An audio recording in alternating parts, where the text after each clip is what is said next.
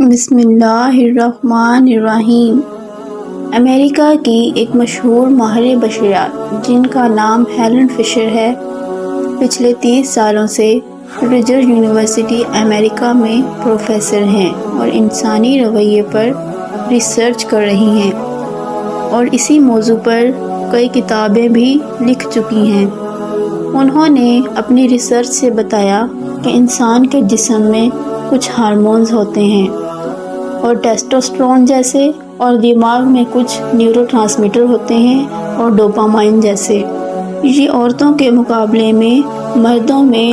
زیادہ مقدار میں پائے جاتے ہیں، جو کسی بھی شخص کے رویے کو براہ راست طور پر متاثر کرتے ہیں۔ ہیلن فشر کہتی ہیں کہ جب بھی کسی مرد کی نظر کسی عورت پر پڑتی ہے تو یہ ہارمونز اور نیورو ٹرانسمیٹر متحرک ہو جاتے ہیں، جس کے نتیجے میں مرد کسی عورت کو دیکھ کر اشتعال انگیز ہو جاتا ہے، اور ایسا تب ہوتا ہے جب عورت یا تو بہت خوبصورت ہوتی ہے یا اس کے جسم کے ابھار یعنی نشیب و فراز دکھائی دیتے ہوں، اور ایسا صرف انسان میں نہیں بلکہ پرندوں اور جانوروں میں بھی ہوتا ہے۔ مثال کے طور پر جب ہاتھی پاگل ہو جاتا ہے تو وہ تباہی مچانے لگتا ہے،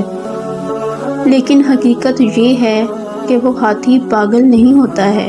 بلکہ وہ ایسا اس لیے کرتا ہے کہ اس میں ہارمون کی مقدار ٹیسٹوسٹرون بہت بڑھ جاتی ہے۔ اس طرح ایک شیر دوسرے شیروں کے بچوں کو مار دیتا ہے تاکہ شیرنی اس کے لیے متوجہ ہو اور اس کی طرف ملن جائے، اور ہر طرح کے نر جانور مادہ کو پانے کے لیے ایک دوسرے سے مقابلہ کرتے ہیں،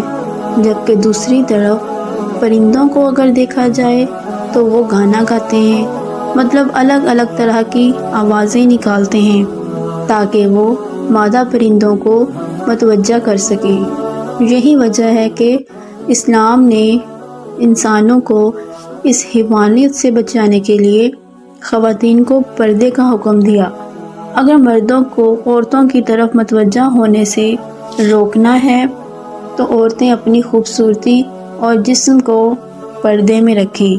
اور مرد کو نظریں نیچے رکھنے کا حکم دیا۔ شکریہ۔